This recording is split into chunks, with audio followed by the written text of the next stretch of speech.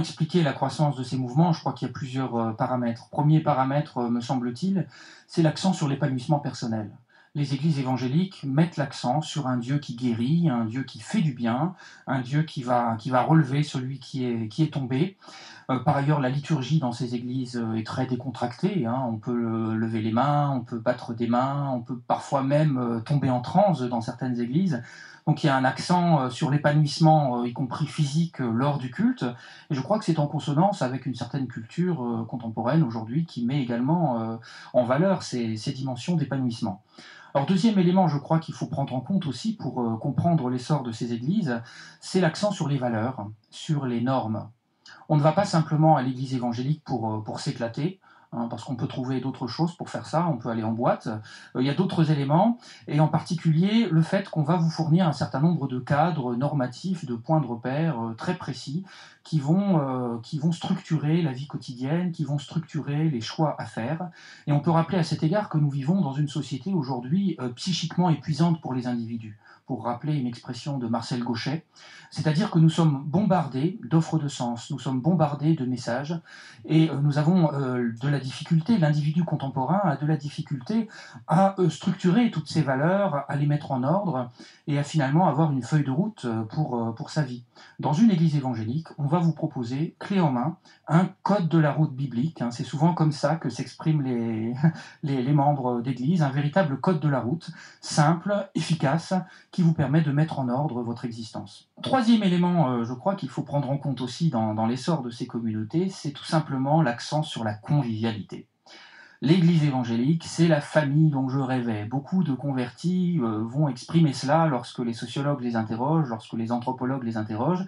La famille dont on rêve, où on retrouve des frères et sœurs qu'on embrasse comme du bon pain, des frères et sœurs qu'on retrouve non seulement à l'occasion du culte dominical, mais avec lesquels on va partager aussi des repas, on va partager des prières, on va partager des réunions dans la semaine, on va se visiter. Bref, il y a toute une convivialité du quotidien qui se déploie dans le contexte des sociabilités évangéliques et qui répond, je crois, à de réels besoins de l'individu contemporain, parfois confronté à ce qu'on appelle les nouvelles solitudes, des individus en souffrance, en difficulté dans le domaine du lien social, et qui vont trouver là un cocon protecteur, un cocon rassurant, un cocon où on crée du lien, sachant que c'est un lien qui n'est pas présenté comme précaire, mais c'est au contraire un lien qui est présenté par les pasteurs, par les responsables de ces églises, comme un lien durable, pourquoi pas d'ailleurs un lien éternel, hein. On va mettre l'accent sur l'église avant-poste du royaume de Dieu. Donc il ne s'agit pas de familles recomposées précaires, mais de familles recomposées durables, attractives pour bon nombre d'individus aujourd'hui. Et enfin, dernier élément, je crois, qui joue également dans l'attraction de ces églises, c'est la plupart du temps, je dis bien la plupart du temps, leur caractère démocratique. Je m'explique, nous sommes dans l'univers protestant. C'est-à-dire qu'il n'y a pas d'institution centralisée, il n'y a pas de magistère pyramidal qui impose aux fidèles un certain nombre de dogmes à suivre, à croire. Ça ne signifie pas qu'il n'y a pas de contrôle social dans les églises évangéliques, ça ne signifie pas qu'on n'insiste pas sur un certain nombre de normes, mais ce qui joue en tout cas, c'est la communauté locale, c'est l'autonomie de la communauté locale. Dans la plupart des églises évangéliques, la communauté locale est autonome. Ça veut dire quoi? Ça veut dire très concrètement que le pasteur tient sa légitimité non pas d'une institution supérieure, mais des fidèles eux-mêmes. Ce sont les fidèles qui votent pour le pasteur. Dans bon nombre d'églises évangéliques également, ce sont les fidèles qui votent pour les orientations financières, qui choisissent un certain nombre de projets, hein, de leur propre communauté.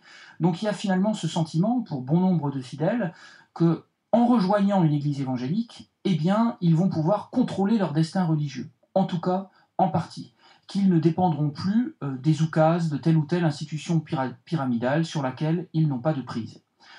Et je crois que ces quatre éléments, la convivialité, l'accent sur les normes, l'accent sur la démocratie, et puis l'impact également de la culture de l'épanouissement personnel, jouent beaucoup dans ce succès des églises évangéliques aujourd'hui en France. Dans le schéma évangélique classique, qui met l'accent donc sur l'autonomie de la congrégation, le pasteur dépend quand même pour bonne part de ses fidèles. Il a été choisi par ses fidèles, il est payé par ses fidèles également, hein, c'est par les dons des fidèles qu'il est payé. Donc quelque part, il n'a pas tant de marge de manœuvre que ça, et je crois que c'est un élément de régulation par rapport aux dérives sectaires. Ça ne signifie pas qu'il n'y a pas de dérives sectaires en milieu évangélique, on peut naturellement en trouver un certain nombre, y compris parfois des profils de pasteurs gourous, mais dans le schéma le plus général, c'est pas comme ça que ça se passe. Le pasteur est quand même sous contrôle des fidèles, et dans des cas de dérive autoritaire trop marqués, le pasteur s'en va, tout simplement. Les églises évangéliques ne sont pas des sectes, globalement. En revanche, on peut bel et bien repérer des dérives sectaires dans certains milieux. C'est tout à fait évident. Je crois qu'il y en a deux qui se détachent, hein, deux types de dérives qu'on repère le plus classiquement. D'une part, la dérive insulaire. Alors ça veut dire quoi? Ça veut dire tout simplement que l'Église évangélique autonome aura tendance à couper les ponts, finalement, avec son environnement. On n'a pas de lien œcuménique avec les communautés proches, on n'encourage pas particulièrement les membres de la communauté à développer des engagements associatifs hors de l'Église.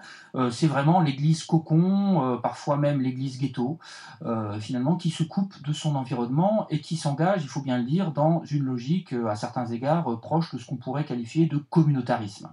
Donc ça, c'est le premier type de dérive. Je précise qu'on ne l'observe pas seulement dans certains contextes d'églises d'immigration, hein. C'est un phénomène qu'on peut trouver aussi ailleurs. Alors, autre type de dérive qu'on peut repérer par ailleurs, c'est tout simplement la dérive du pasteur gourou, la dérive autoritaire, du pasteur qui finalement s'arroge des attributions de plus en plus importantes, à tel point qu'au bout du compte, c'est sa propre autorité qui devient le cœur du système. Or, rappelons quand même que les évangéliques sont issus du protestantisme. Et la très grande majorité des églises évangéliques qu'on repère aujourd'hui font partie du protestantisme. Or, dans le protestantisme, ce qui est central, ce n'est en aucun cas l'autorité d'un clergé, l'autorité d'un pasteur. Ce qui est central dans le protestantisme, c'est le rapport au texte biblique. Hein, c'est le fameux principe protestant du sola scriptura.